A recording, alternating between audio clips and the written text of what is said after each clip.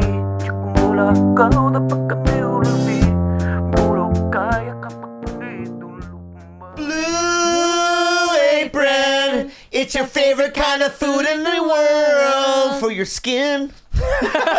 Everybody, Blue Apron is what I eat daily. It gets delivered to my house, fresh ingredients, great dishes, exotic dishes, and I can't recommend it highly enough. Tell them about it. Well, Khalyla, what is your favorite dish you've ever cooked for the Celeb King? I've been cooking Blue Apron meals now for about a year. Yep. And I can tell you guys that The menus always feel pretty novel. Like I never ever feel like, oh, we've already cooked this one. They always come up with a new dish each week. It's really good and it's easy to make, and I highly recommend it. So check out this week's menu and get your first 3 meals free at blueapron.com/belly.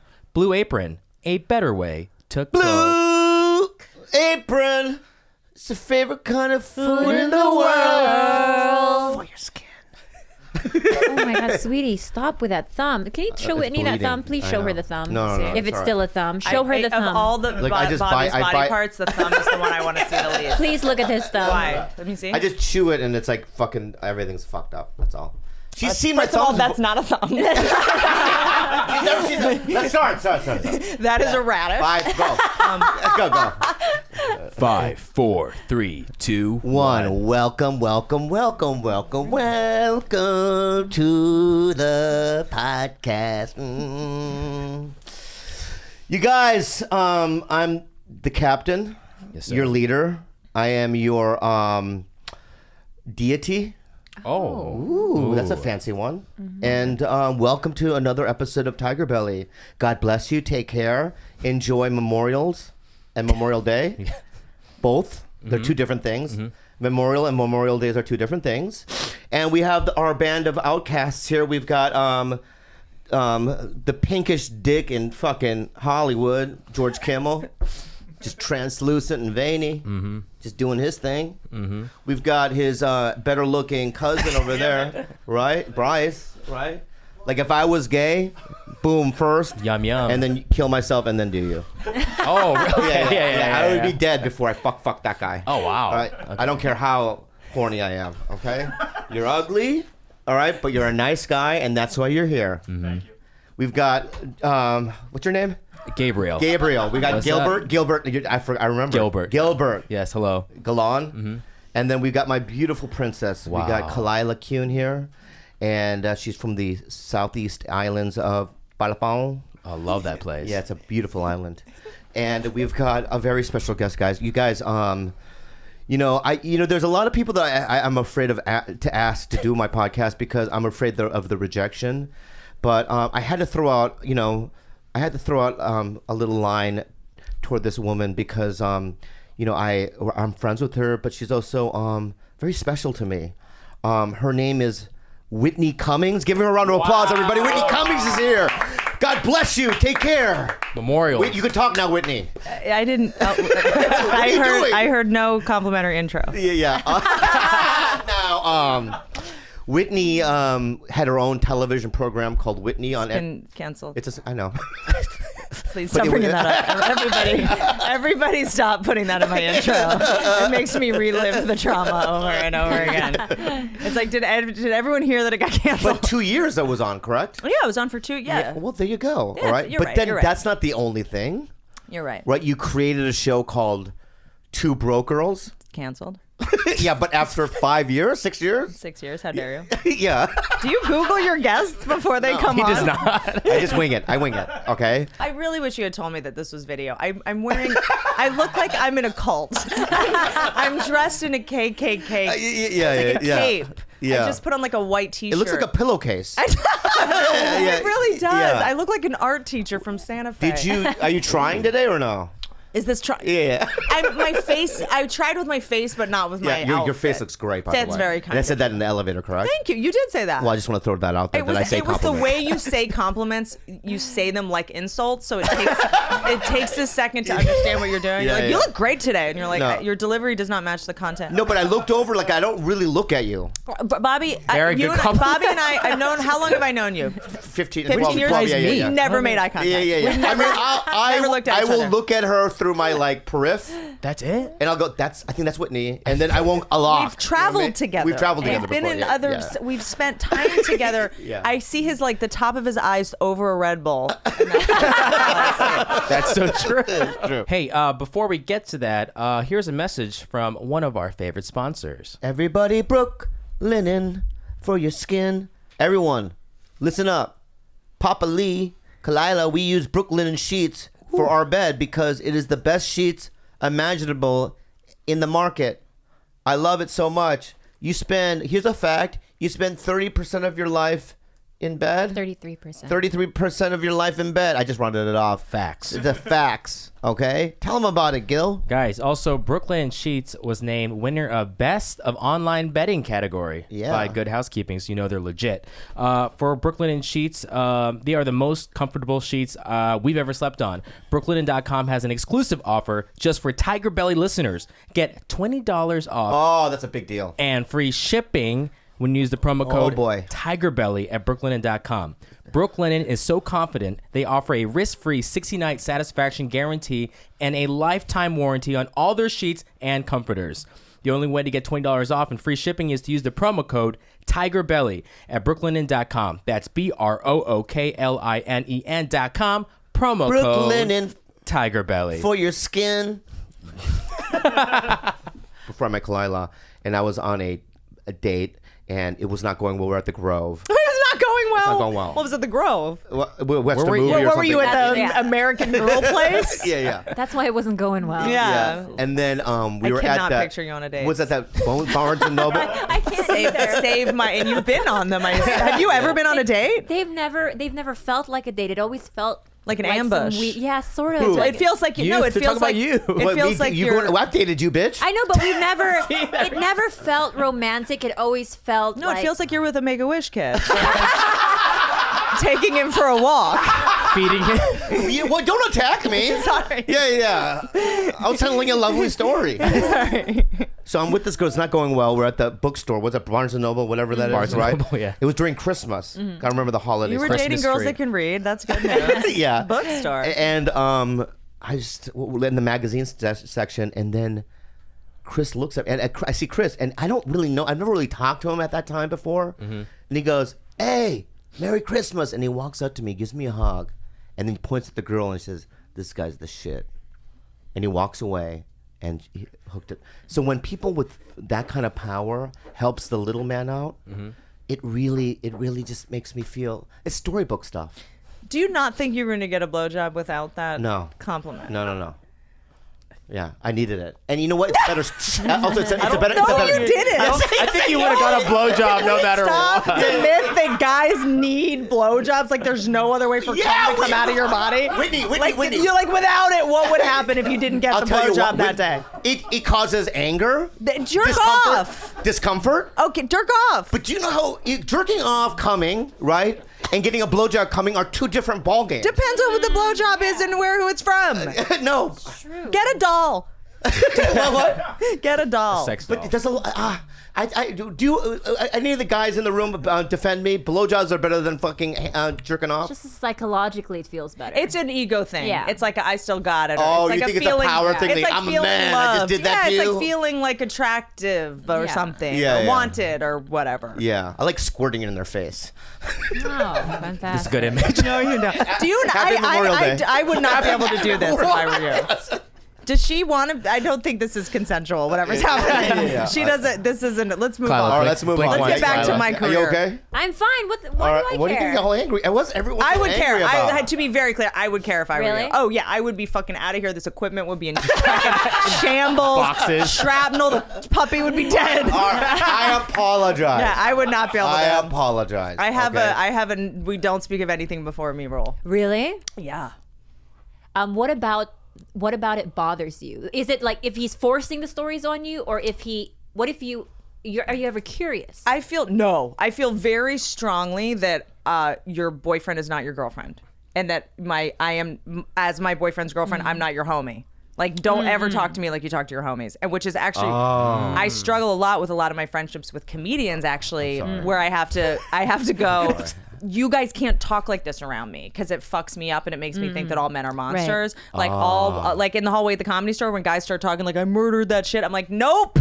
Yeah. I'm trying. I'm still going to try to do this. I totally get what you're saying. Yeah. I think that I had a massive collection of male friends prior to my relationship with Bobby, that my assumption of men was just really bad. So I was not trusting of him at all. So our first year together was sort of a disaster. Yeah. Because immediately I injected into the relationship everything else that I had heard from all my male friends who had just, always just the homie rule, it's you just are the recipient of all these horrible stories. Yeah. And it's also, it's fine that you did all those things, and I just don't need to hear about them in a way that you're degrading women and stuff. Right. I talk with my girlfriend in degrading ways about guys that we've slept, sure, but I'm not going to say that around my guy. I'm so sorry. We're all participating in the facade that we're special to each other. I would like to somehow stay in that fantasy, that magical thinking that there's a modicum of like sacred energy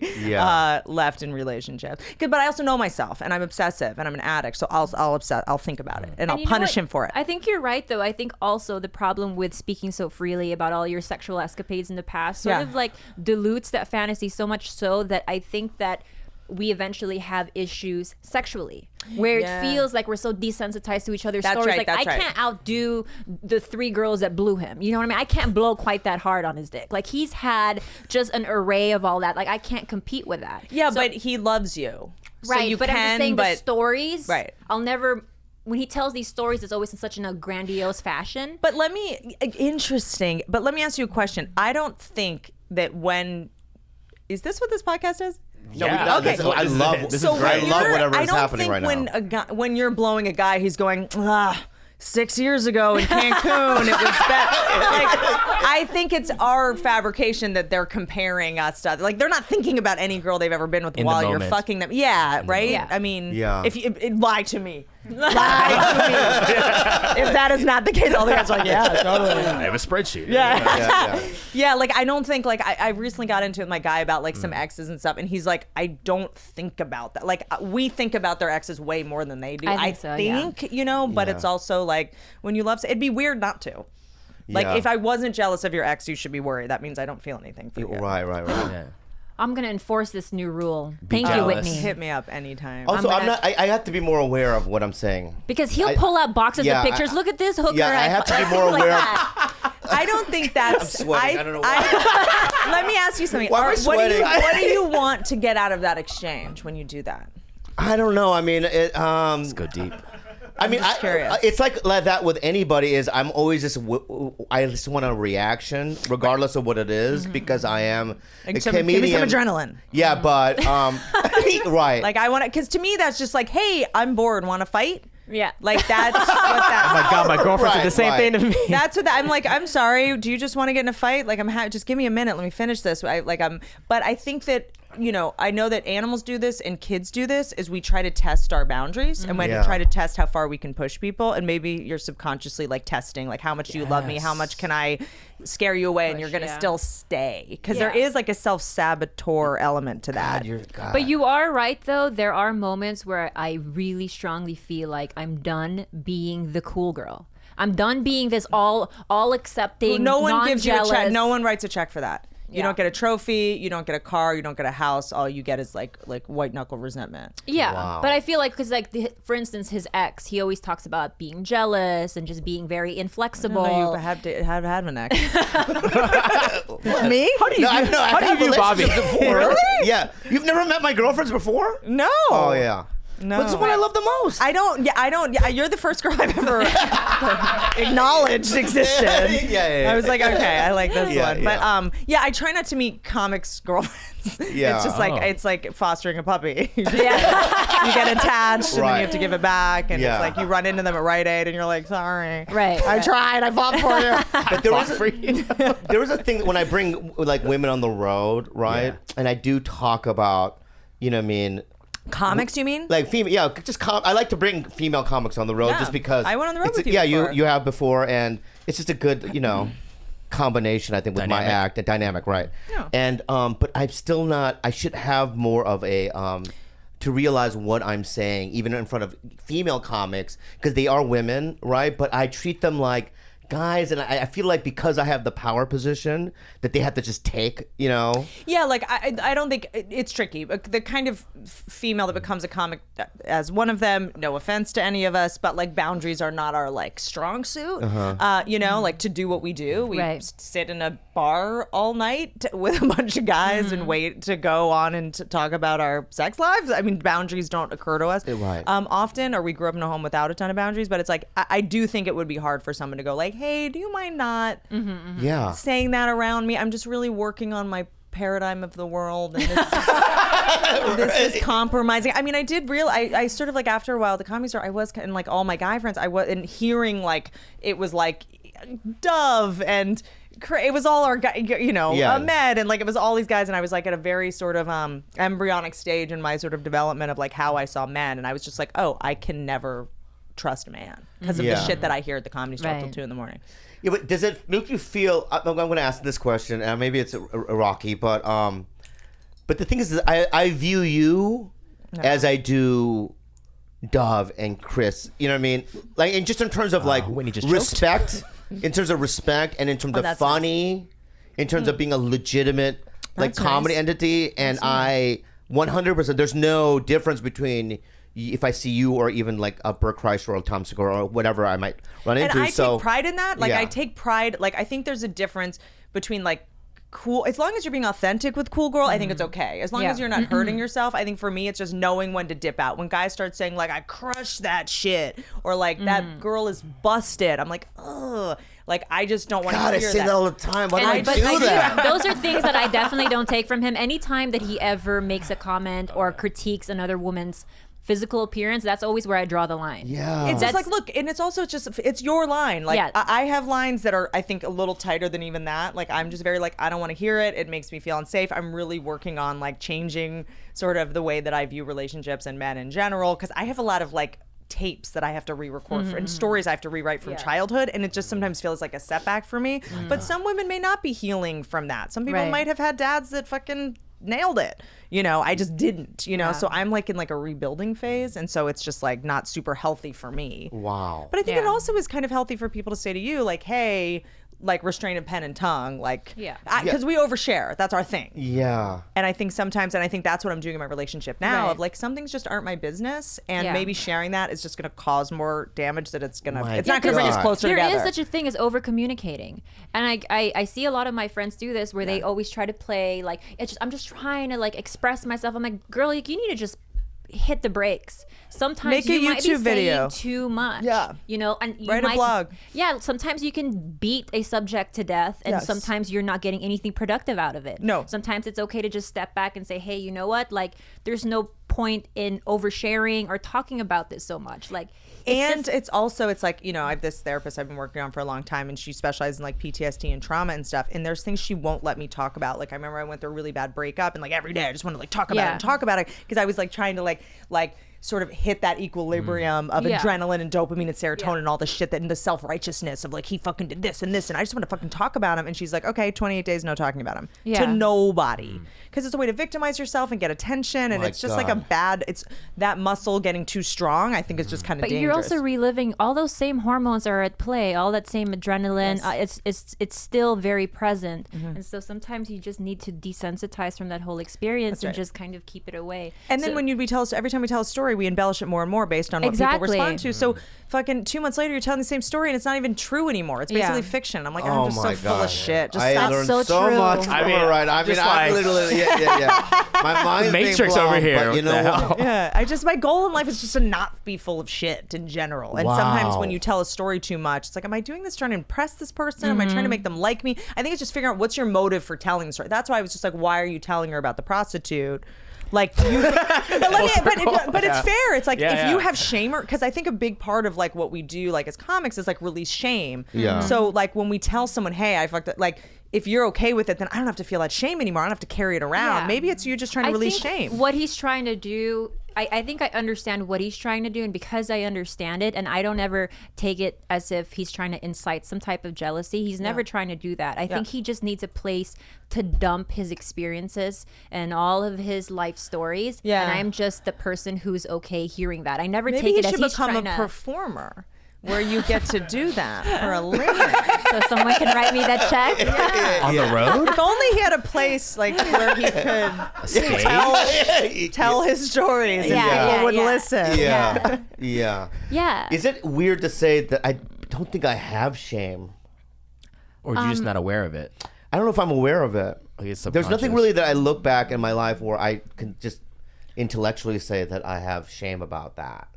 In fact, I think you're proud of a lot of the You should have more shame. Yeah, you should have You more think I should have more shame. shame? No, I'm joking. Yeah, I don't know. I was just trying to figure out what. Like the other day, like when your niece, or she's staying with us, and I can tell, but so I pick my nose. I pick my nose over there, right? She's in here. Yeah, and she's in here. Yeah. And I'm in there in the kitchen, and I look at it, and I don't know why, but I stick it in my mouth. We all do. I mean, you're just a fucking monkey. And then I looked up, and she's in the living room looking at me. She made eye contact? She made eye contact. And then? I was like this, and I went, hi. And she goes, hi. And then she went back in the room, and I sat there in the kitchen, I go, did she see me eat a booger? And I can't live the rest of my life knowing that that's in her head. So you did feel shame? No. So I killed her. No, I didn't kill her. I just walked up to her and I said, did you see me eat a booger? And she goes, no. So she took on your shame. Yeah, she did. Wow. Yeah. And then I thought, I shouldn't have brought that up, but I don't know if I was shameful. I just wanted to let her know that I was okay with her seeing me eat a booger. I think that I think is different. That I think seems like I think comics, especially like our brains, are very like we need to be seen exactly how we are. We don't like lies or misunderstandings, and you didn't know if she saw you, and we don't do well in that gray area. Whoa. You know what I mean? We have to know where everybody stands all the time. Wow. You know? Yeah. I think that's like shame adjacent. That's more like the truth always needs to be on the table. There's got to be a show where you're doing this with comedians. Really? Yeah. Hey. No, Psychoanalyzing and all that stuff. I mean, it's amazing. Really? Yeah, because I'm going to tell you something that you out of all the people that I know, and this is real. Yeah. This is fucking real. There's a couple of incidences where I'll behave in a certain way, especially at a comedy club, and no one will correct my behavior or call.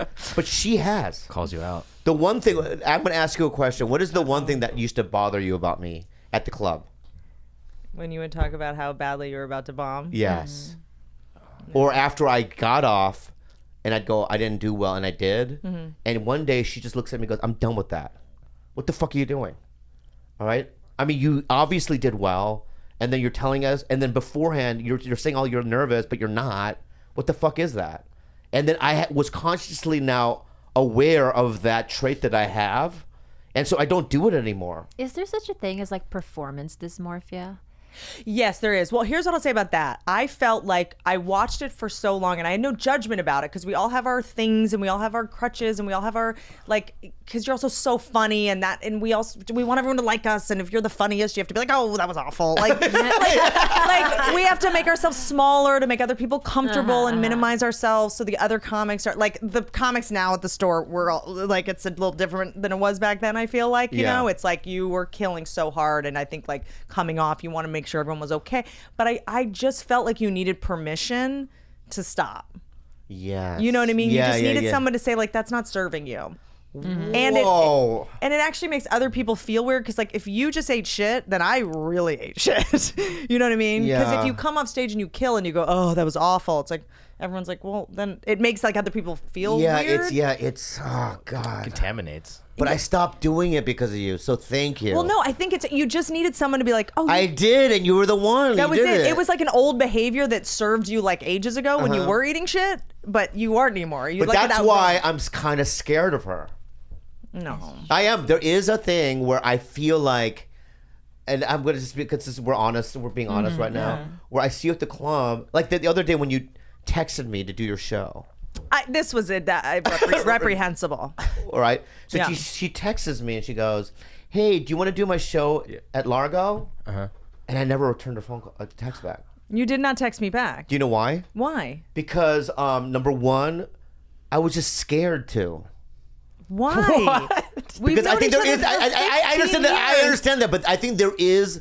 Like, I'm going to say this out loud. Patton Oswalt just direct messaged me on Twitter about doing a show at Largo, and I never responded to him either. And I think it's because I view certain people so high in my head that I just can't even, you know what I mean? Communicate in that way, you know? We drove to the Schaumburg Improv together. I know, that was a great weekend. That's different. I love you and we're friends. That's all I'm saying. I'm just saying that I don't know why, like with Eric Griffin, I respect him. What? That was very convincing. I respect him. Do it again for Eric. Yeah, I respect him. But for some reason, he is not built up in my head as this thing because I don't know why.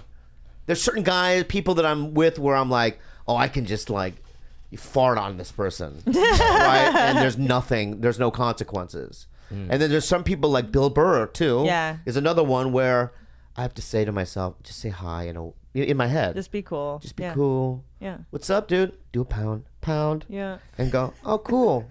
Anyway, bye. I can't believe it all goes on your head. It does. It's exhausting. Wow. And then some people, it's like... I do it afterwards. I go in like a fucking Joe's, hi, and then I get in my car and I'm like, what did you just do? That was fucking ridiculous. You didn't even say hi to that person. You're fucking... Like, I don't do it in the moment. It's like I have aftermath later. There's a question I wanted to ask you. And what? Go. The question is this, okay? What? Do you feel like you made it in the business? No. And that's the craziest thing I've ever heard all day today. He's going to get angry. Because I'm going to tell you this right now. What? You fucking did. Whoa. Here's the thing. It's like... You fucking did. I was thinking about this the other day. I don't think about this a lot, but it's tricky, man. It's like it might just be social media because it used to be like if you made it in any way, it was like, oh, okay. But you see what everyone else's hustle now, right. And the fucking the measuring tools just changed just now. So it was like, oh, you have shows, you made shows, you book jobs, you're an actor, but how many followers do you have? And it was like, no, that's new. That's not what we're measuring by. Yeah. That's not talent based. I mean, it's for some people, The Rock or whatever the fuck. And but it's like, what do you mean? Like, I don't have time to make videos every day. I'm doing the thing that people cared about 5 years ago. Right. Like, it's tricky. It's like the rules keep changing. So it's really hard. Well, they're two different games. I'm talking about the game of actual show business. Yeah. That's a different thing.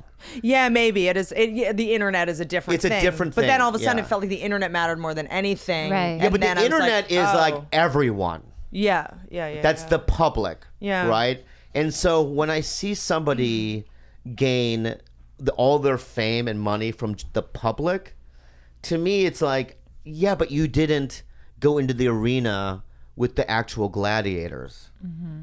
That's true. That's actually right. You I mean, it's like test. Like, listen, you test your skills amongst the best people that are doing it, and that's what I want to do. That's right. And look at George, because he's from the internet and he's turning red. Maker Studios. Look at him. He's turning angry. What's up, dude? You have to defend that? You're from that world, man. No, but here's what I'll say. Some people, and I think it's important. It's like musicians that don't like Katie, the lead singer of Wilco. Is he dead? No, I don't think so. No, okay. No, Jeff Tweedy. That'd be sad. Jeff Tweedy. Oh, good. Yeah, he's alive. It's like he's like, oh, fucking Katy Perry's song is number one again. It's like, you know, there's a market for things that aren't the best, and that's okay. I see what you're saying. You know, Yeah. So it's like sometimes you have to just acquiesce to that and just be like, you know what, there's gonna be certain people that it's like the Velvet Underground's first album, right? The Banana album. That was not. That's the first one, right? With Nico. It sold when it came out 500 copies. Wow. Okay, so 500 copies, and what, like Jefferson Airplane or these other bands were selling millions of copies, right? But at the end of the day, that album did more for music than any other album. It was so influential. Like people started bands based on that album. REM, U2, all these bands, right? Yeah. So it's like, you know, I'm sure Lou Reed and John Cale and the people that are on the Velvet Underground, like Maureen Tucker, the drummer, worked at Walmart I didn't know you knew so much about music. for 20 years. Yeah. So much. 20 years she worked Really? at a Walmart, right? And she was in the most influential band of all of music, right? And it's like, I'm sure she walked around in Walmart going, God damn, I gotta stock these breads, and I'm in the Velvet Underground. But at the end of the day, it's You like, mean this bread? What? No. Stock These breads. These These breads. at Walmart. They have bread there. Yeah. Do they have breads there? This is the way I talk. I'm uneducated. I'm worried you don't surround yourself with people that call you on your shit. I keep saying breads. Should we say Whitney's something? just letting him talk like Whitney, don't do that. All right. Wait. Whatever you're doing right now, don't do that. Because if you do that, I can't talk. Here's what I'll say. I learned this recently because speaking of bread, literally segue. I used to say, it's the best thing since life's bread. Life's bread? Life's bread. Yeah. For 10 years. For at least 10 years. And finally a friend of mine was like, are you saying life's bread? And I was like, yeah, it's the best thing. And she's like, that's not it. And I was like, what? I have so many of those because I Mandela grew up effect. in the Philippines. Oh, and well, so things you're just, like, things like, you know, Rudolph the Red-Nosed Reindeer, what does he say, you'll go down in history? Yeah. I thought it always said Yogel down in history, and I thought a Yogel was a reindeer song that he did. Sure, Yogel. Yeah, like, oh, okay, Yogel. And when someone heard me sing it out loud, they're like, what are you saying? Or like in Soup Plantation. By the way, I also love that you were singing it out loud so much. Christmas is a big Filipino thing. deal We over start there? in September. Oh, cool. My mom September to thought December. Let It Be, right? The Oh, yeah, Beatles you song, told us right? this. Let Yeah. It Be was medochi, right? And no. medochi Medochi. means anchovy. In Korean, it's like, Yeah. why would the fucking Beatles write a song about anchovies and say it in Korean? I used to say, let's play it by year. yeah. Which actually makes sense because I do only hang out like once a year. Like, Yeah. call me in a year and we'll hang out. But I like wrote it and I was like, yeah, let's play it by year. And a friend of mine, no joke, like a year and a half later, was like, how are you? And I was like, good. And I was like, how have you been? I think it was Sarah Tiana. I was like, well, you said let's hang out in a year. And I was like, no, I think that's an expression. She's like, no, it's not. It's important that we call each other out on our shit. But no, I think that to your point about the performance dysmorphia, yes, there is. Like, I actually have like a form of like misophonia where I don't hear laughs as loud as they are because when I'm on stage, I have the same thing. I do think you have it. I always think I'm bombing, and then when I record myself, it's so loud, and I'm like, oh, I didn't hear any of that. I think though that's a good thing because it makes us good comics because we always. I have always said it's better to have that than the opposite of where that. you think you're which is killing I and you're killed and bombing. there was you're down. I always Hey, think Bobby, he hey, Bobby, has. over there. You want stand up? No. How many times have you done stand up? I host an open mic once a week for the last couple of years. Cool. Yeah. Cool. He's terrible. That's not true. You're not. We have proof. How do you know? Because I did Irvine Improv. On. I did Irvine This is Improv, and upsetting. I go, you want to open? He goes, yeah, I want to open. He went. is We normal. all were there. Yeah. Right. He was bombing so bad. On tape, you could At hear me Irvine? Yeah, Irvine's not easy.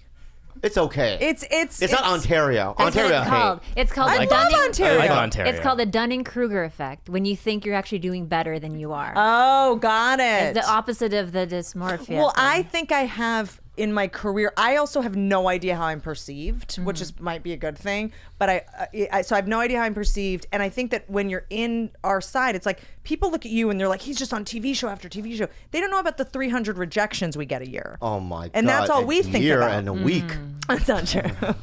But so we get rejected constantly, like from things that if you get rejected from something now, it's not, you can't even do the job to begin with because you're already in first position on something. So it's like, so I think we have an amplified idea of our failures and everybody has an amplified idea of our success is. So It's so funny because it's like when there was a time when you know, Whitney, you know, you had your own show, and then, you know, everyone at the store was on a show, and I had nothing, and I was just looking around going, oh, I want to feel like they're feeling. Like I always feel like they're living this life, right? That's unobtainable right now because which is so funny because then when comics get on shows, they're like, oh, I just want to be doing stand up. Yeah, and then now that I'm on a show, I feel like it doesn't. I haven't changed. It doesn't feel different.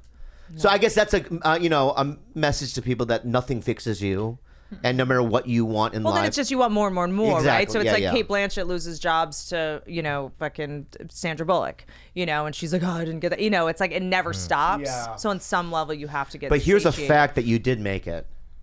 That's really nice. You did. Think that. And that's very nice. But it's also, I think, now with Twitter. And deflect. What? You talk so fast. I talk so fast? I love it. Do I talk really fast? No, but really you're just so articulate. You're so though. articulate that like, Really? yeah. My boyfriend says that arguing with me Who's your boyfriend? is like being in court. Who's your boyfriend? I'm not telling Tell me you. your boyfriend. You know. You probably know him. It's George Clooney. Is he No. comic? Huh? No. Actor? Oh, no. Actor? No. He's Producer? not in the business. Not in the business? Advertising. I've met him before? No, maybe. No, I don't know. Okay. I don't know. Is there a more boring, as the podcast listener, was there anything more boring than what we just did? No. Yes, no, what, huh? No, but he was like arguing with you is so stressful.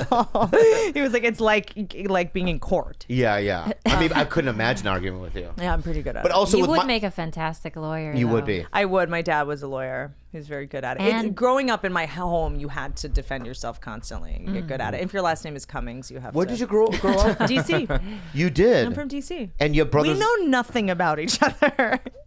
I mean, where am I from? Come on, get it, Whitney. I mean, Somewhere in What's California. it? pilot What's season? not? Were you born at the Comedy Store? Best Like you friends. just live at the Comedy No, but what Store. city am I from? Do you know? I feel like I do. Somewhere San Francisco. No. Asian. That's the most racist thing I've I know, ever heard in my fucking life. Yeah. No, I'm just guessing because you're like Shanghai. Yeah. Right. Vietnam. Yeah. I'm from San Diego. Okay, I actually did know that. No, you didn't. I You would have said it if you knew You it. know what? You're What? right. Because I I knew you were know from you DC. went to the La Jolla Comedy Store. Like now it's all happening. yeah, now it's I was happening. Yeah, yeah. unconscious until I was 30. Right. But so we used to go down to La Jolla Comedy Store and you were from there. I know your sister also. Oh. I love her. You know her? Yeah. I didn't know that. Yeah. Oh. You didn't know that I knew your sister? No. Oh, she's still in LA, right? I'm have a sister and a half brother. What else? What, you don't want to talk about your sister? I don't talk. Yeah, I don't. You don't talk about family. It's not that. Okay. Yeah. All of a sudden, I'm not talking so fast. Wow. Yeah, She's yeah. talking slower? Yeah. Yeah. How often So do you guys in- experience paparazzi? Never. Never? I don't get it a lot. I'm trying to think. Like, I get it. I live in the valley, so it's like there's a certain places you can go. I do at the airport sometimes, or when I land in a city. Yeah, Because okay. I know that Delta tells people and stuff like that. Oh, they Oh. do? Yeah, but I think that it's tricky. It's like people are paparazzi now. It's like, you know, you'll just be at a restaurant and someone will just be holding up a thing or, Yeah. you know, that doesn't bother me. It's more when people come up to you and either give you career advice or start insulting you because they don't want you to get like a big head. Like, I have people all the time come up to me and they're just like, I know who you are. Oh, wow. I'm like, cool. I don't know who you are? Yeah. They want to hurt you, or they'll like. I get this all the time. Guys will come up to me and they'll be like, look, I have no idea who you are. My girlfriend loves you. Can we just get a photo?" And I'm like, Oh, yeah. why not? Or just like be like, can we get it? Like, just why do you need to They hurt have my to, like, feelings? neg Yeah. you They in one have way. to. They're just like, oh, I don't get it. But like, I get a lot of career advice. People feel very strongly that I should have been Wonder Woman. Move over, Gal Gadot. They don't understand I get that with why. Wolverine. No, but they Jackman, Bobby Lee. no, but they think that I like didn't show up. Like they're angry. Oh my They're like, God. why weren't you Wonder Woman? Like as if I just forgot to like go Yeah, to yeah. the set. Yeah. You know, like it's like, and it's weird because I always think that's actually like, you know, I would never have gotten that job. Like you're just trying to make me be like, Because I'm not pretty enough. Like, you know, it's like when people over compliment you as a way to actually insult you. Because I know you don't think that, but like, thank you for being so nice. But now I just, it's like my mom. It's like, I finally like drew a boundary with her that she wasn't allowed to like talk about my career in any way. And then she did say something that was like Golden Globes, and she's like, "Why weren't you nominated for you deserve a Golden Globe?" And then you have to be like, "Well, I wasn't nominated because my show got canceled." And then I have to hurt myself by telling you why I didn't live up to your compliment. My dad says that I'm not working hard enough, so he goes, "Why don't you call studio and say you're available?"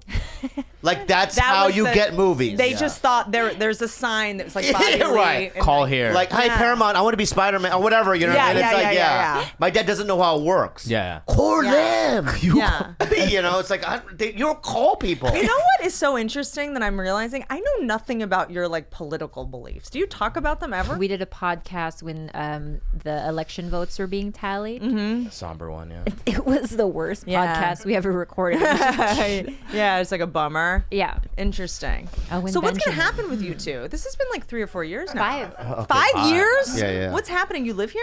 Yeah, we live What's together. the game plan? What do you mean? Just keep collecting animals until Yeah, animal how many hoarders. animals? Do you guys die. want kids? We aborted 2. No, you haven't. Yeah. Have you? Yeah. Because you just didn't want them? In the early the on. first time. Are you not on birth control? I don't know what you're doing right now. Oh, sorry. What are you doing right now? No, let me ask you something. What are you doing right well, now? This is interesting. I'm sorry. Yeah, see? Yeah. I'm just curious. Okay, go ahead. Take over, gonna babe. come throw some grenades and then head back Yeah, home. we've been together for 5 years, okay? Sorry. I'm walking into something. No, you're not you're walking not. into anything. We're fucking open. Walking Go ahead. into a Ask. landmine. Yeah. His favorite subject is telling people he's aborted children. I don't know why. But the first time. Why do you think? Because I think it's your Tourette's. But it is Bobby's the Tourette's. comic. It's the comic thing. I think this is what it is with you. It's that's not a what- shame thing. I think it's like because we're justice warriors committed to the truth. I realize that's like aggrandizing us, but like I'm the same way. Like if I'm late to something and I'm like there's traffic, I'll take a picture of the traffic and text it to the person because I'm so worried people think that I'm lying all the time, and I'm so committed to like telling the truth all the time. And I'm going to tell you what it is. I'll be honest with you. What?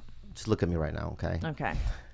When after Mad TV, Yeah. okay, I was forced to do the road a lot because I was couldn't with get a you. job, right? So I was in New York, and I had to do press, and I had to do Opie and Anthony for the first time. This is when Greg Giraldo and Patrice, they were all alive. You know, they were alive, Yeah. and I did that radio show, and as soon as I walked in, they ripped me apart so hard that I just got up and left. What did they rip you about? My body, you know what I mean? Like, you know, they were just ripping my physical appearance, everything, you know? And I just went, oh shit, I can't do this. And I left. The next year I went back and I realized I had to do Opie and Anthony again. But this time, I just blurted out every fucking. I'm gonna get it to it before you Yes, get to it. I got and it worked Can for I tell me. you? It's like I was just going like, so what's it do? He's like, we had 2 abortions. It's like before. I'm telling you can't. yeah. There's nothing you can get me on because I already beat you to the punch. Right. I think I'm gonna that- insult myself or I don't know before if you that's- can. But when you just said that, I don't know if that's the healthiest way to even go about, you know, living life. You all but have your ways of surviving, though. You know, It's also like a way of control, which I'm Yeah. not in a negative way. Yeah, It's yeah. a way of controlling the conversation and Yeah. like being innocent. Like I'm not trying to hide anything.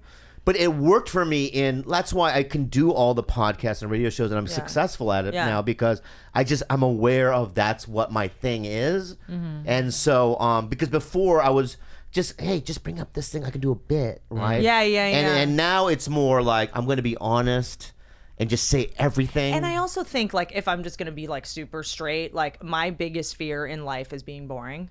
I mean, that is like what I'm the most insecure about when I'm anywhere. I'm always like, am I being boring? Am I being boring? Yeah. Like, you know, like that's just, and it was so hard for me to get attention as a kid that I had to be like, so, you know, so I just have that sort of ticking clock of like, you're bombing all the time. Yeah. So maybe it's that too. Like whenever I always like front load, like Yeah, when someone's yeah. like, how are you? I'm like, the meds aren't mixing. Like, Relax. like the mud just froze my eggs. Like it's just like whoa. Like yeah. I will come I will come out swinging so hard. Yeah. Just to just be the most interesting person. Yeah. Like here's all my secrets. Right. I also think that when you say it, you have the sense of ownership. That's and right. you feel a little less vulnerable That's right. or blackmailable. That's great. I love that. Yeah, Yeah. exactly. Like you can't. I owned it. you have nothing on me. Exactly. No one can hold anything you say over your head. Do you have? Because I don't really see you. You know, because you see some female comedians and they hang out with other. I don't never really seen you with other female comedians. Yeah, who do Chelsea you hang Handler? with? For Oh yeah, 10 oh, years? I mean, yeah, that's right. Yeah, I don't really. Yeah, Sarah Chiana's my buddy. I love her. Yeah. Yeah, I don't like. It's tricky. Like I don't like hang a ton. Yeah. I'm working on that. Yeah. It's just hard because it's like working during the day and doing stand up at night just leaves so little room. But I have like a couple friends who are sort of in the business. Can I tell you another? You yeah. just brought up another thing that you confronted me on. Oh my God! What? This Hold is on. great. This is a great one. I'm making our. This is a teaser. great one. So I was at Chelsea, and some comedian had given me a writer's packet, right? And this comedian goes, "Hey, I need a writing job. Can you give this to the producers of Chelsea Lately?" And I go, Wait, someone had asked you. "Yeah." So I have a packet now, Yeah. right, with his writing. I'm there, and I'm sitting there with I forgot, I was with Brad or whoever, and you run into the room, and you go, "You're gonna try to bring that piece of shit into our family." You know who it was? It was writing packet. I remember that. Do you remember that? Yes. And I literally remember going, "Oh my God, what did I do?" Because I remember what he was like. It all came back. I didn't think about it at the time when he was giving me the packet. Yeah. But once I was like, "Hey, my friend," and you walked in the room like, "What the fuck?" In my head, I'm like, "Oh, it's over for me." I try to bring the devil into the fucking. Well, I think that's like when you're successful, you want to help other people. That's what it was, yeah. You know what I mean? Yeah. But I think that I've learned, it's taken me a long time to understand what help actually is. When you're giving someone an opportunity they don't deserve, that's not helping them. Yeah. That's actually just hurting everybody else. And then Yeah. and you're fucking yourself. Because everyone's going, well, Bobby recommended him, and Yeah. then it's on you. Yeah, I yeah, have yeah. stopped recommending people for jobs because it always bites me in the ass every fucking time. Yeah, it's like it's even when like people go, "Well, how come you weren't in this movie?" You know, your friend's producing or whatever. It's like, yeah, but I don't want to. You know what I mean? I get I why. would never want someone to hire me because they felt like they had to. Yeah, Like, how embarrassing. yeah. Something. Embarrassing. Yeah, like if you're like, that's just so, because everybody knows except you, and then you're the fucking dickhead that thinks that you're there on merit. Yeah. And it's humiliating, you know? But I also, it's like, you know, I had a really hard time firing people in the beginning. Like, I was like, no, I'll just talk to, I was like sitting in meetings being like, do I need to create a safer space for you? Like, I'm like trying to like get people, Yeah. like, I'm just sort of like, do you want to just come in later? Maybe we should move the hours so that you're like Yeah. trying to accommodate everybody's fucking sickness. And like, you know, and then someone explained to me, like a mentor in the business, it was like, when you fire someone, it's the best thing you can do for them because they will learn so much, and you're just What do you- enabling. really? It's like giving money to a drug addict or whatever. It's like you're Wow. just helping them suck faster and get a worse reputation. Right. Just Wow. fucking fire someone. You're helping them. Wow. I don't think That's coddling heavy. anyone is ever good. It for doesn't. them. Yeah, and like, and I mean, it's in him in particular. I mean, by the way, I also am like made like a lovely amends to me, and like it was Great. very healing, and I was like, thank you. It was like really nice great. and meaningful. I mean, I get why I was kind of triggering when I first came into the Comedy Store. Like, I don't blame people for being shitty to me. I'm kind of like, oh, that's fair. No. Yeah. No. You were always nice. Yeah, I was nice. I always but, loved you. I always loved Chelsea too. Yeah, she's. No, you yeah. guys were always legitimate. And then, like, I remember there was a group of guys there. I'm not gonna name names, but It was a different time. there was a different time. But they were bullies, dude. Yeah. They were Yeah. like, Here's what they I'll would say. walk up to women and go, "You're not fun. Women aren't funny." Because here's the reason I think I have some Stockholm syndrome about it. Yeah. I was hazed so hard, but I am so grateful because nothing after that could fucking hurt. Like, no audition, no pitch, no producer, no getting fired from a pilot. Like I developed such a tough Yeah. shield of armor from that place Yeah. that it's like your worst nightmare happens. You have a bunch of comics saying you're not funny, you suck, you're Yeah. ugly, I wouldn't fuck you, like shit like that. And then it's like, you want me to go do a network test? Like, great. Yeah. Like, it's just like nothing could hurt me after that. Yeah, I mean, I'm so I'm still like weirdly petrified when it I'm comes weirdly to that, but- grateful. What, Yeah. of testing? Yeah, I hate Do you do it. beta blockers? But that's another thing I was gonna Yeah. bring up. I do beta blockers. I think went you to- introduced him to baby. You were- Really? Yeah. So I had a couple of nightmare auditions. Really? And I said, very I shiny. was telling you about it, and you go, "You should try beta blockers." Oh, really? I brought up beta blockers? Yeah, and I went to the doctor and I got beta blockers. This is years ago. Yeah. And I remember this. I take them whenever I'm like shooting, Yeah.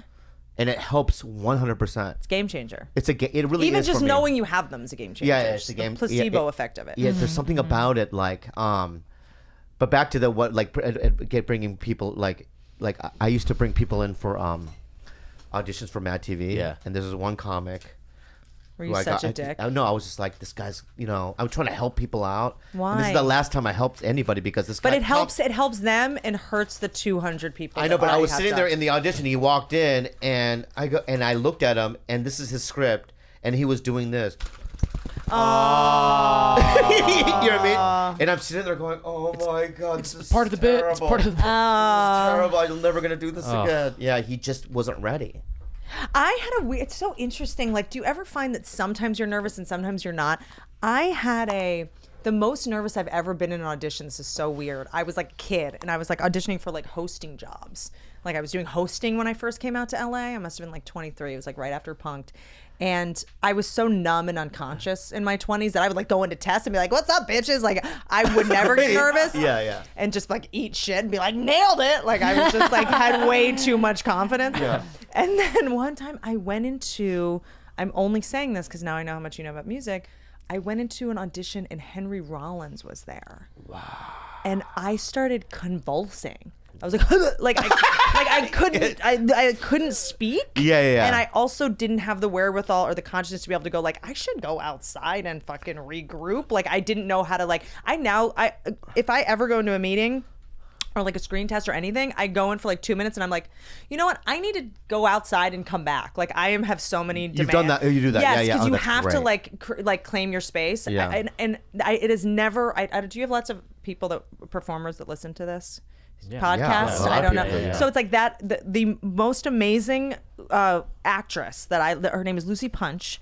She came in one time. I know her. I know Lucy Punch. She's kind of been in every. Yeah, like, she's great. When I moved to LA, she was the one Love her. to beat. If she was auditioning, just don't go. Yeah. She's excellent, and she was in the movie I made, and she's just transcendent. And she came in for an audition for this show I did on HBO, and she came in and like she was kind of like nervous and was like we had a friend in common, like her name's Lizzie Kaplan, and I was like, "Oh, you know Lizzie?" And she was like, "Yeah." Anyway, like she kind of ignored it, and I was like trying to bond with her, and it was very weird. Yeah. And she did it, and she was great, but we just didn't vibe, and I just felt very odd about the whole thing, and she left, and I was like, that's weird. I guess we don't hire her. An hour later, we get a phone call from her agent. It's like, "Hey, Lucy's still in the parking lot and wants to come back and do that again. Is that okay?" And I was like, okay, like the balls, right? Like I would never think to do it again. Yeah. I would never think to go, can I take that again and like own my space yeah. that? Yeah. I'm always like, I'm a piece of shit and I'm so sorry it's wasted your time. Wow, this is And then she came back in and she just goes, "Hey, I'm negotiating to test for another pilot. The writer's office is across the hall. I got nervous and freaked out that he was going to hear that I was in here. So I've just been distracted. Can I audition again?" I was like, wow. Okay. Wow. I was so impressed by her ability to own her space and her environment. Yeah. And I felt so much trust in her. I was not upset. I was not mad. I was not put out. I was like, thank you for doing that. I just learned so much from you. Yeah. Killed it, hired her, put her in my movie, Wow. writing something new with her. Like Wow. Isn't that weird that we walk in as if we're guests in their space? I don't know how to do that yet. They need us. You know? Yeah, I gotta learn that. And it's also, even if you don't get the job, you at least get to have a modicum of fucking dignity. Yeah. You know? But now with the Henry Rollins thing, did you ever get it down or no? No. You chewed it. I'm not even a fan of his anymore. It ruined everything. I'm from DC. Henry Rollins is like a deity for like. Yeah, we're getting him for this in a couple weeks. It was so bad. I want to bring it up. It was please. He will never remember. It was the weirdest. And like, sometimes we go to. I went into an audition once, like Will Smith was in there, and I was like, "What's up?" Like, it was so weird, and it was a hosting job. It was like, "Hey, welcome to music on the radio." Like, I also had to like look in the camera. I almost puked. Like, I was like, if I puke in front of Henry Rollins, but yeah, you just never know who's gonna like. I had one get you. Amy Poehler. I walk in. I know She's Amy Poehler. And she does something. She goes, I thought I was just gonna do the audition. Yeah. But then she goes, "Hey, oh my God, it's Bobby!" And she introduces me to the whole room. Of course, she's being lovely, being nice. But while she's doing it now, it's all gone. I don't do small talk. I don't do, and here's what I'll say. I don't know why they do that, but here's the biggest problem. Yeah. I don't do small talk. I let them know fucking right away because, and this is gonna sound narcissistic, but like, we're funny, and like, you're gonna come in and start killing with just your small talk about like, well, I don't know where to park and validate, whatever. And they're gonna go, "What's it like to be on Mad TV?" And you tell this hilarious story, and I farted in this girl's mouth, or whatever. You know that all one. of those stories, and then you read the material and it's bombing. And they're like, he was so funny before he started invested reading the material Yeah, because yeah. you're always going to be funnier than the material. But I bombed so bad that I took a bottle of water and walking from the audition to my car, I banged it against my head, this bottle of water. Yeah, it's the worst. And I was bleeding. What is the down my feeling face. when you walk out of an audition? It's bad. It's like you want to fucking die. It's worse than that for me. I want to disappear. The The embarrassment. Not the embarrassment, but it's like I'm embarrassing my brand. I'm embarrassing my family. And it's just because when you're doing stand up, I know how funny I am. And you can course correct. Right. The best thing you can do when you stroke bombs is you go like, oh, that didn't do. Fuck you guys. You didn't get that. They love it. Yeah, but when I'm in there and I have really no control and I'm nervous and they don't like me and it's not going well, I can't explain to you how fucking shitty it feels. I get devastated. Ask her. I get devastated. It's devastating. It really is irrationally. PTSD. That is right. It's irrationally devastating. I think for me, like, I performed as a child for my parents to get their love. So I think that I turned 5 again, and it is like, you do think it's life or death. Like, if I don't get the love of these people, I won't eat. Yeah. I don't exist. Because that's the thing as a kid, if your parents don't give you attention, you don't exist, right? And then so it's just remembering, like, I'm a fucking adult. This is a business transaction. But it's not about getting the job. It's about, listen, the last couple of months, I've had some good auditions, and I didn't get the job. Right. If I can walk out of there and just show them my ability, Yeah. and I don't get the job, I get it. Yeah. It's when I can't show them what I can do. Right. Like, that's what fucks me up. Frustrating. Yeah. I have like lots of rules around it because I now know like how I shine and how I don't. I'm not coming to Santa Monica. I'm not driving. No auditions in Santa Monica. If I'm crossing Bundy, I'm eating shit. I know that about myself. Yeah. Not afternoon. Between No. 10 and noon. That's where I shine. After that, I'm tired. I'm dizzy. I'm menstrual. Wow. I'm shiny. Like, you've seen me. I get shinier as the day goes on. I get hungry. Like 10 to noon, that's pretty much it. Wow. Within 3 miles of my home. Or else I'll just put myself on tape. That's the other thing is like getting your power back. I'm just like, you know what? I'm going to put myself on tape because I need a couple takes to get this. Yes. Just say I'll And put it's myself on also tape. different for women too. Men, you'll never understand this. Like if you look at the cycloscope, there are certain times, depending on where your hormones are or how high your hormones are flowing, you feel like a hermit. You don't feel like socializing. You don't even if you're naturally like extroverted, all of that's gone. Yep. Where you just kind of want to bury yourself in a hole. And that happens to me even though I feel like I'm pretty good otherwise socializing with people for a whole week. Out of a month, I cannot even formulate a sentence. Yeah. My thoughts are not in order, and I just don't want to see other people. Yeah.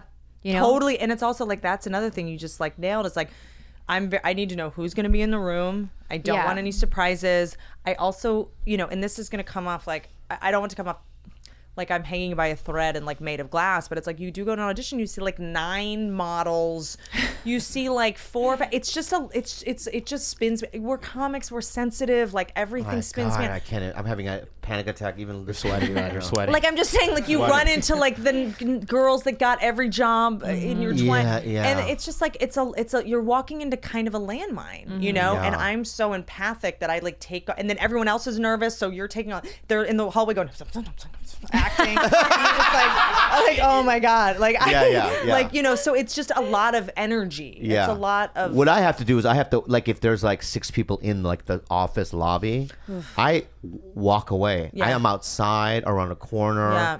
Right. I kind of know, like, look at the door to see who I'm after. And when that person comes out, I go back into the room. Yeah. But I cannot be in there when people go, hey man, I saw you perform Saturday. You killed it. You know, they start talking to you. Especially if you're an empath like you are, because you're just absorbing everybody's energy, and they're throwing it all at you. And they're actors, so they're injured people, and you're just taking on their childhood pain and their epigenetic imprinting and their shit, and like they hate you and you hate and it's just like, oh god, everyone I've been avoiding for the last 15 years I have to sit in a fucking room with. You know what I mean? And it's just like, I don't remember the lines, and I don't even want to do this. Let's be honest, I don't even want to do this. Like, I don't even like. It's just like you get into like it turns into like an existential crisis. Yeah, we're so similar in that way. I'm like, there's no way this is gonna go. Yeah, Like, what am I doing? yeah. Like, let me just go fucking tell some dick jokes for free. What are we doing this time wise? is such a like we're over an circle hour. jerk. We're over an hour already. Yeah. That's Oh my amazing. God. Yeah. All right, you want to do the unhelpful advice? Well, quick question for you both. Did Yeah. you say when you guys first met and what was the experience? Oh, wow. Because I'm curious. When did you guys I don't actually think I first met. see each other? I don't think I remember. I don't remember either. She was just a part of my life. No, but here's the thing. There was a. It was so, Wow, Bobby.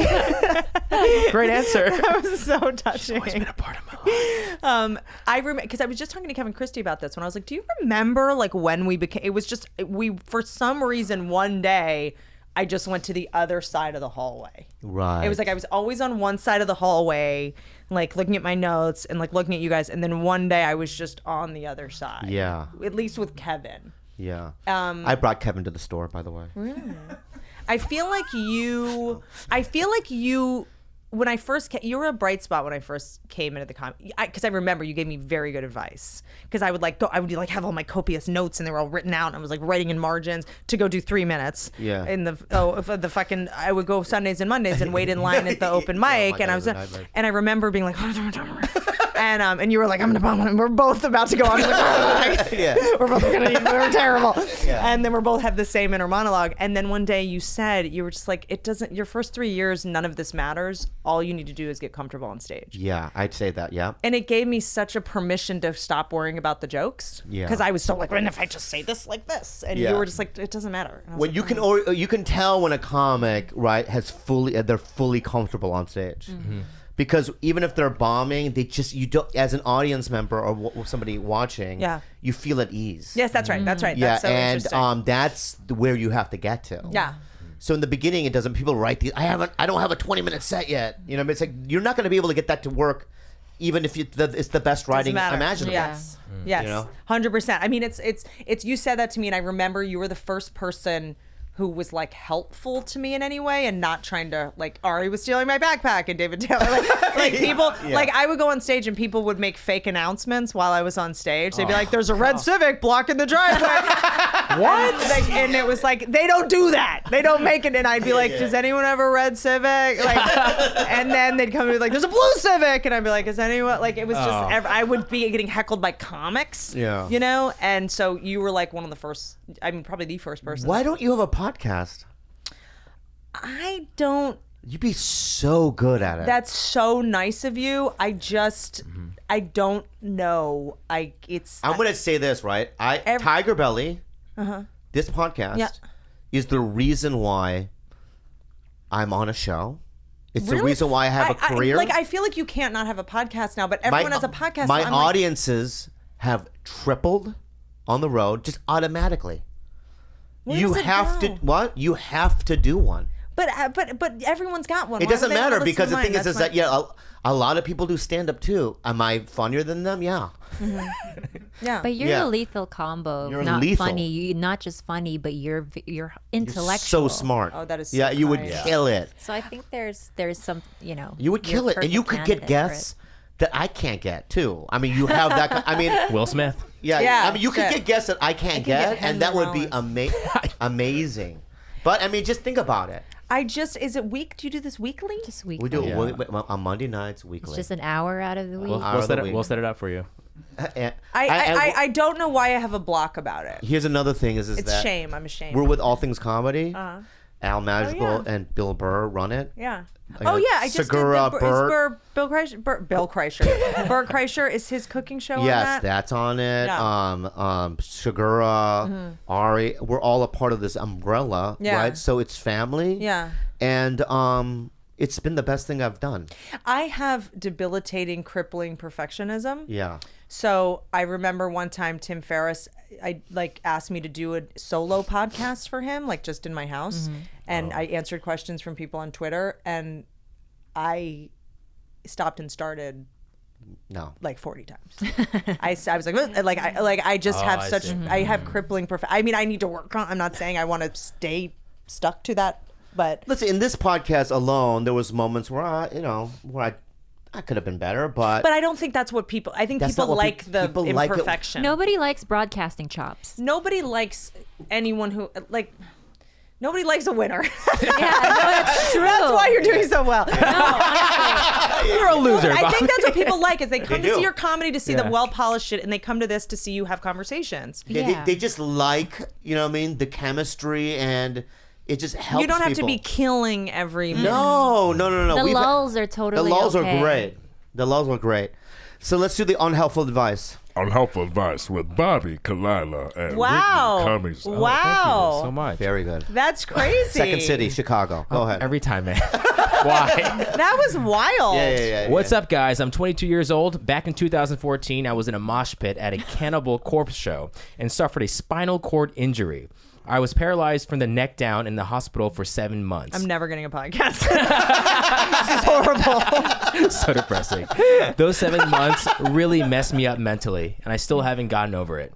I have a wife and a son that I feel I can't probably provide for due to lingering disabilities I have from the spinal cord injury. Jesus. I did learn to walk again in 2016. But I still can't really lift my arms, so I can't work a job to provide for my family.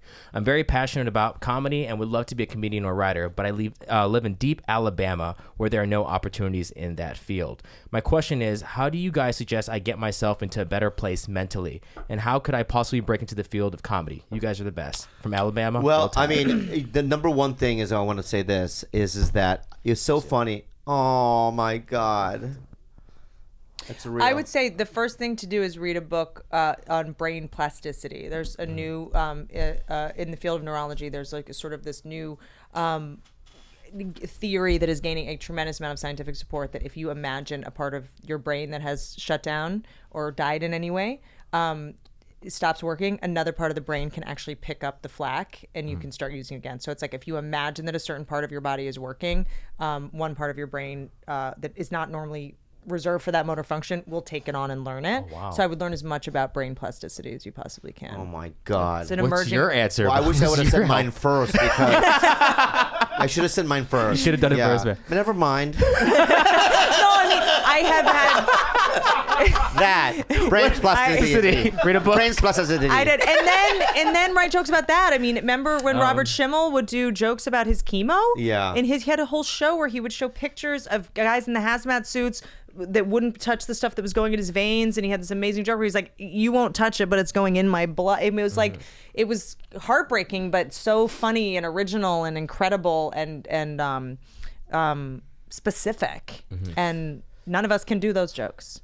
But the thing about the comedy in the area, if he wants to do it, is that you can just go to a coffee shop that and start your own night. I just believe in movements and people starting from scratch. Yeah. I mean, back in the 70s, like when we went to Mitzi's Memorial, what they did with the store, right, is a prime example. Oh, that's open. Let's try to rent this, OR out and see if people, will come. And people came. Yeah.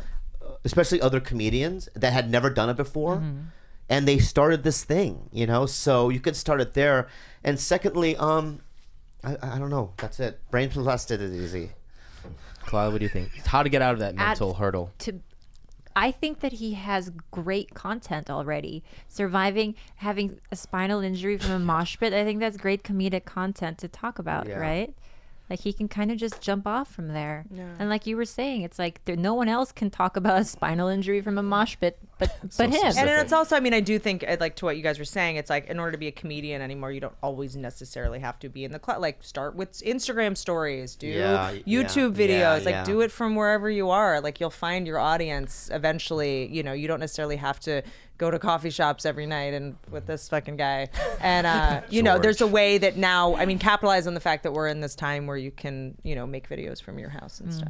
I want to say something dumb right now. Okay, it's not now. You know what I mean?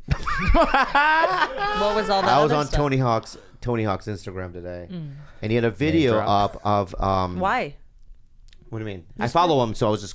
You were just on his I page. was I was on his page. I was just going through all the people I follow, and Tony had a video of it looked like a dwarf, all right, skateboarding in a pool, and he was doing like tricks and whatever. But when I looked close enough, it was a man who had lost his legs. Oh. From the knees down. And he had figured out how to skateboard. You haven't seen a lot of dwarfs in your life. What is that? What is Did you it? notice there were no shoes? Have you met Brad Williams? Do you think they're just... Forget it. Forget it. Yeah. Forget it. But yeah, that. You know what I mean? Anything you want to plug? Shows. Movie, anything? How about the movie that you're on on iTunes? Yeah, I made a movie that happens to have brain plasticity storyline in it. Wow. It's called The Female Brain. I wrote a book. I don't know. And I have a podcast coming out. Yeah, let us know. Let us know. Because what I would suggest to you is this: is that get a podcast, and then I would do because you could do all the ones. Like Chris D'Elia's ones, Theo Vaughn. There's so many. You mean people. you go on everyone's? That's what I do. To Is promote I it? promote it. I've done all of them. This becomes a full-time job. It's not. You do it one time, and it's like people. It's easy. You promote it. You do it once a week. 5 people in your house. Once a week. You don't have to have cameras. You can just do an audio one.